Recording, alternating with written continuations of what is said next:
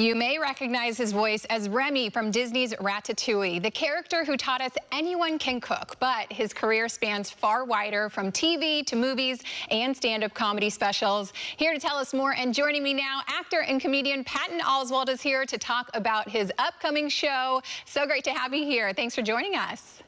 Thanks for having me. I just now realized I'm still in my pajamas, but in my defense, I'm a comedian and it's before noon. So This is my normal way of dressing at this point. I wish I was in my pajamas. I wish it was acceptable for me to come in pajamas. So you're doing great. I love it. They should have a pajama day on all the news stations. Just have one. I agree. A national pajama day. I'm going to petition for it, and it's going to start with you. You'll be my first signature. I will absolutely signal boost that for you. Okay. We can go so many directions in this interview. I feel like you are just so talented. You've tackled movies. You've tackled TV, of course, comedy. You've been on some of the biggest stages around the world, but I have to ask, I want to go back to kind of where it all started. What did you want to be when you were a kid? Wow. I mean, when I was a little kid, I wanted to be a writer. I was obsessed with Stephen King and stuff like that. And then I just sort of fell into stand-up the summer between my freshman and sophomore year of college, and it just clicked. When you find the thing that's for you, you feel it click, it. I'm sure it clicked for you when you discovered journalism, like, oh, this is what I should be doing. So I just kind of followed that, and it's led me all the way to San Jose on a Saturday and Sunday night this weekend. Amazing. Well, you mentioned it, so why don't we bring it up? Yes, you'll be performing at the San Jose Improv. What a classic space. How excited are you to be performing there for the Bay Area audience? I'm really excited, especially because it's those random Saturday and Sunday nights at a comedy club that some of my better stuff happens. I mean, a lot of times when you're filming a special or taping an album, there's a lot of pressure and you want to do the best performance you can. But it's a Thursday night at a club in Cincinnati where you will hit something really transcendent and weird. And that, again, the Saturday after Halloween is the night before. And then the next night I'm in San Jose at the Improv doing 2 shows. God knows what's going to happen that night. I'm going to be wonderfully exhausted. The audience will still be getting over their sugar high from all the candy they filched from their kids the night before. So there's going to be a very weird energy in that room that I can't wait to tap into. Yeah, and speaking of, kind of what you are bringing to the stage, how do you find that balance? Because your comedy kind of tackles, real life, but you want to balance it. How do you decide what's making it to the stage?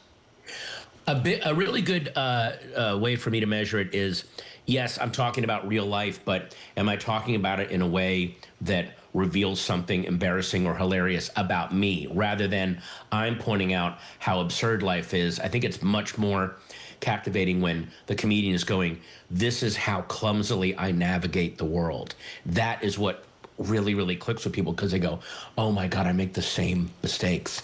I absolutely get what this guy's talking about. Yeah, comedians, they're just like us, right? They are just like you, except they are still in their pajamas at noon. That's the only difference.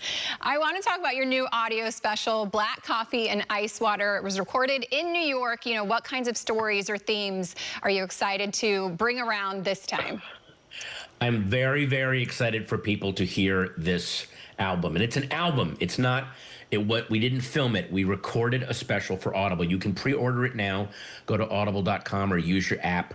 It comes out November 20th. And it is basically, it is the most honest I've been about how completely overwhelmed and confused I am with the world that we're living in. I don't think the world makes a lot of sense right now. And I think it's a fool's errand to try to make sense of it. So I actually embrace how I am failing to make sense of anything, and it felt really, really liberating to do that. We did it at this little theater in New York called the Minetta Lane Theater, and those shows were so amazing. I really was very, very present in how confused and kind of out to sea I am these days with the way reality is.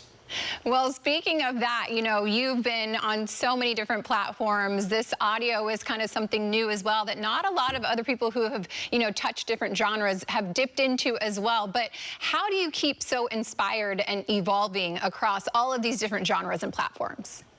I'm very, very lucky in that I'm friends with a lot of really amazing creative people that inspire me and make me want to, like, up my own game. So when you're out there, when you're watching stuff on television like Tim Robinson's I Think You Should Leave, or his new show, The Chair Company, or anything that John Oliver is doing, anything that like Rachel Bloom is doing, there are so many people that are really rolling the dice and just constantly doing new stuff. And it reminds you, you can kind of go out there a little further than you think you can, and people are waiting to hear it.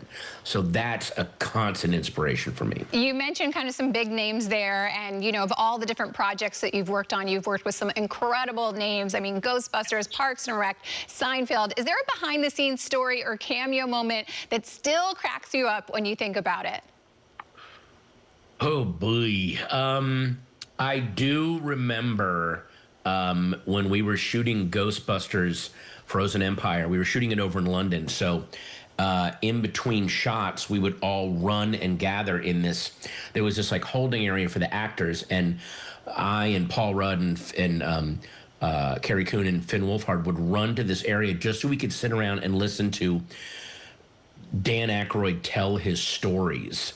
And in a way, I mean, I think my performance is really good, but there were days when, like, I would way rather get this shot done and go listen to Dan tell me some insane early 70s encounter that he had while shooting SNL or, writing movies. That dude has lived a life. So it was one of those things where it's almost like I'm being paid for this movie, and I would happily just show up and hang out for free if I could just listen to Dan tell these insane stories. Like, that was a weird moment where his just sitting and talking was like, are his stories better than the movie we're making right now? Because they were insane.